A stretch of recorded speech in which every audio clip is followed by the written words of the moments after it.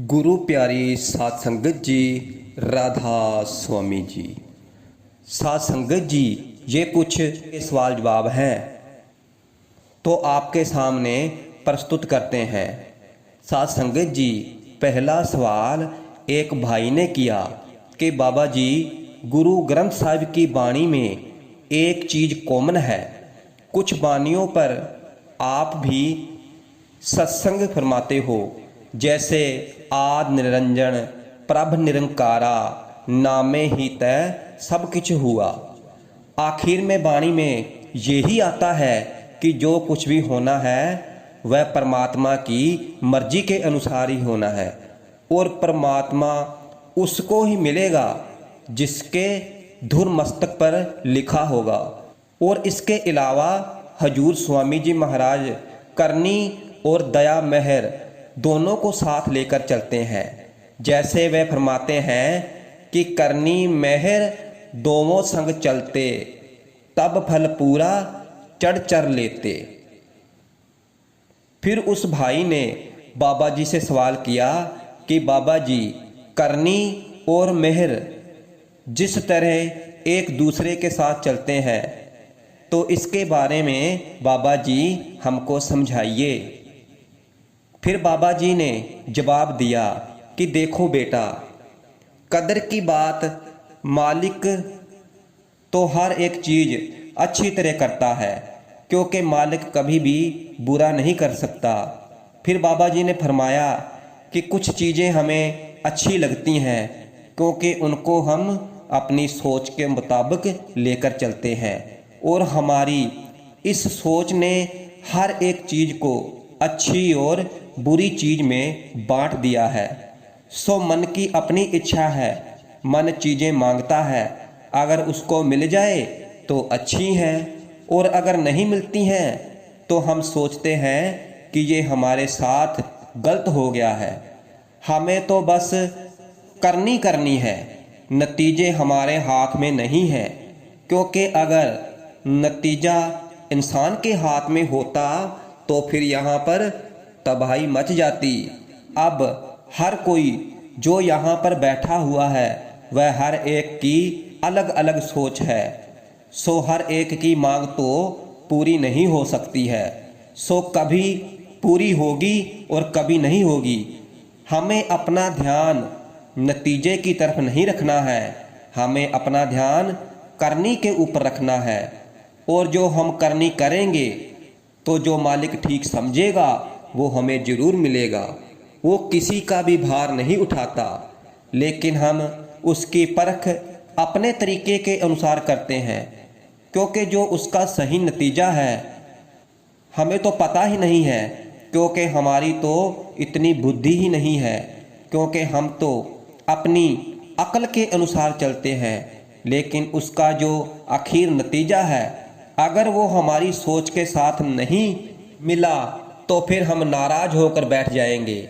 मगर हमें तो इतना भी पता नहीं है कि वो हमारे लिए कितना अच्छा है, इसलिए उसकी दया की कमी नहीं है। उसकी दया तो हर समय हो रही है, क्योंकि हम परखों में पड़े हुए हैं और अपनी ज़रूरतों के साथ जोड़ रखा है, इसलिए हमें उसका सही एहसास नहीं है।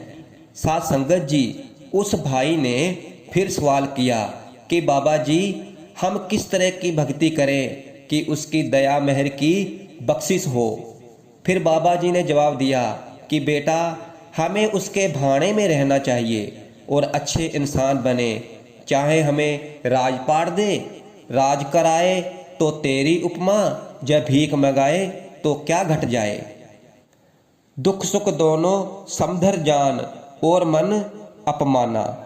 चाहे दुख है चाहे सुख है, चाहे कोई निंदा चुगली करता है, चाहे कोई वड्याई करता है, हमें क्या फर्क पड़ता है। हमें तो केवल उस परमात्मा की खुशी चाहिए।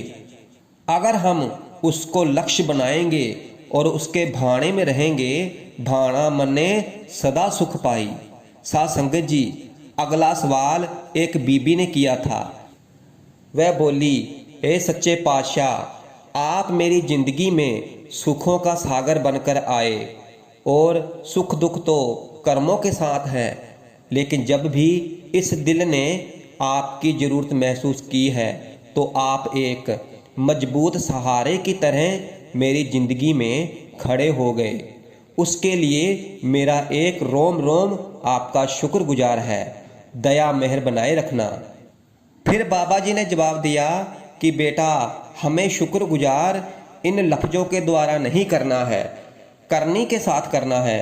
ये चीज़ें अगर मालिक की बख्शिश हुई है तो हमें हजम करना है और अपनी करनी के अंदर इन चीज़ों को जाहिर करना है।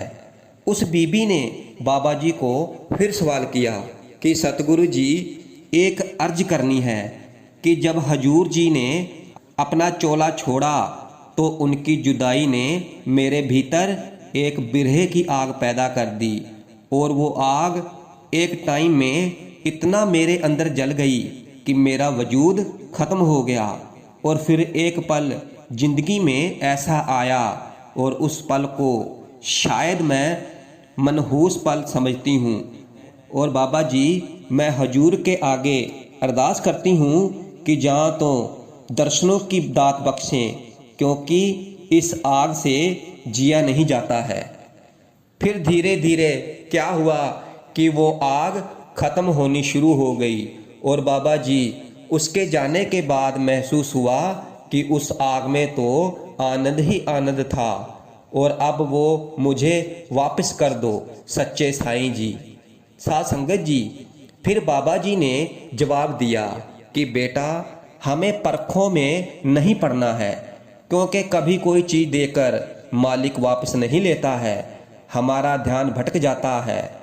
मैं आपके सामने बैठा हूँ, आपको मेरा चेहरा दिखाई दे रहा है और आप दूसरी तरफ घूमकर खड़े हो जाओगे तो आपको लगेगा कि कहाँ चले गए, लेकिन मैं तो कहीं नहीं गया।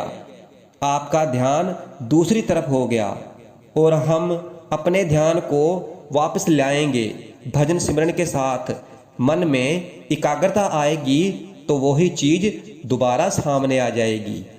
साथ संगत जी, फिर उस बीबी ने बाबा जी से एक सवाल और किया कि बाबा जी, शिकागो में डॉक्टर जानवी के दामाद एक्सपायर हो गए हैं और उनकी बेटी थोड़ा अपसेट हो गई है और वह एक ही बात बोल रही है कि मुझे बाबा जी को मिलना है।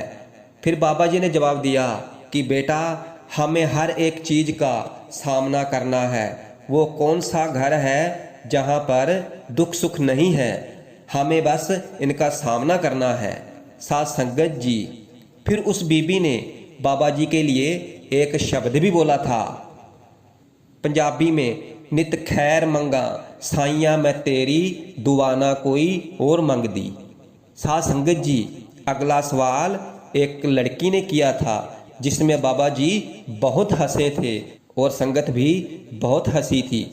उस लड़की ने बाबा जी को थैंक यू कहा और बोली कि बाबा जी, मुझे गुस्सा बहुत आता है। गुस्से का लेवल हाई और पेशेंट का लेवल बहुत स्लो है। फिर बाबा जी ने हंसते हुए जवाब दिया कि आजकल के बच्चों को इतना गुस्सा कहाँ से आ गया। फिर लड़की बोली कि पता नहीं बाबा जी, आपको ही पता होगा। फिर बाबा जी बोले कि हमारे समय में तो कोई गुस्सा नहीं करता था, क्योंकि गुस्सा करने का मौका ही नहीं मिलता था। फिर बाबा जी हंसते हुए बोले कि आपको अपने माता पिता ने लाड प्यार में बिगाड़ दिया है, इसीलिए बच्चों को गुस्सा आता है, वह रूठ जाते हैं। क्यों गुस्से होते हैं बेटा? कौन सी कमी है हमारी ज़िंदगी में, कौन सी ज़रूरत है? और माँ बाप अपनी हैसियत के मुताबिक जितना कर सकते हैं करते हैं। फिर बाबा जी बोले कि बेटा, अगर हम आराम से सोचें और जल्दबाजी ना करें, क्योंकि आजकल के बच्चे जल्दबाजी बहुत करते हैं, हर एक चीज़ जल्दी जल्दी। अगर हम जिंदगी को थोड़ा सा खींच कर लेकर जाएंगे तो फिर हर एक चीज़ की कदर पड़ेगी, क्योंकि जो चीज़ जल्दी मिल जाती है उसकी कदर घट होती है, और जिसके लिए इंसान मेहनत करता है उसको हासिल करने के लिए तो फिर उसकी कदर ज़्यादा होती है। फिर बाबा जी ने कहा, क्योंकि मालिक ने हमें ज़िंदगी दी है सीखने के लिए। फिर बाबा जी ने समझाया कि जैसे एक छोटा बच्चा होता है, जब वो जन्म लेता है और दूसरों को दौड़ते भागते हुए देखता है तो उसका भी जी करता है, लेकिन क्या वो उस अवस्था में कर सकता है? नहीं कर सकता है, क्योंकि पहले उसको पैरों के बाहर चलना होगा, फिर खड़ा होना सीखेगा और फिर कहीं जाकर दौड़ने लगेगा। लेकिन जब खड़ा होता है तो कई बार गिरता है। अगर वो हिम्मत छोड़कर बैठ जाए तो फिर वो कभी भी चल नहीं पाएगा। लेकिन वो सीखता है हर एक चीज़ से कि मैं क्यों गिर गया था। बस उसी तरह हमें ज़िंदगी से सीखना है, हिम्मत नहीं हारनी है। फिर उस लड़की ने बाबा जी से कहा कि नामदान की बख्शिश करना बाबा जी, और जो कुछ दिया है उसके लिए थैंक्स, और जो कुछ नहीं दिया है उसके लिए और भी ज़्यादा थैंक्स। फिर बाबा जी ने हंसते हुए कहा, बेटा अब गुस्सा तो नहीं करोगे? फिर लड़की बोली, अब नहीं करूँगी। फिर बाबा जी ने कहा कि बस माँ बाप का शुक्र करना है।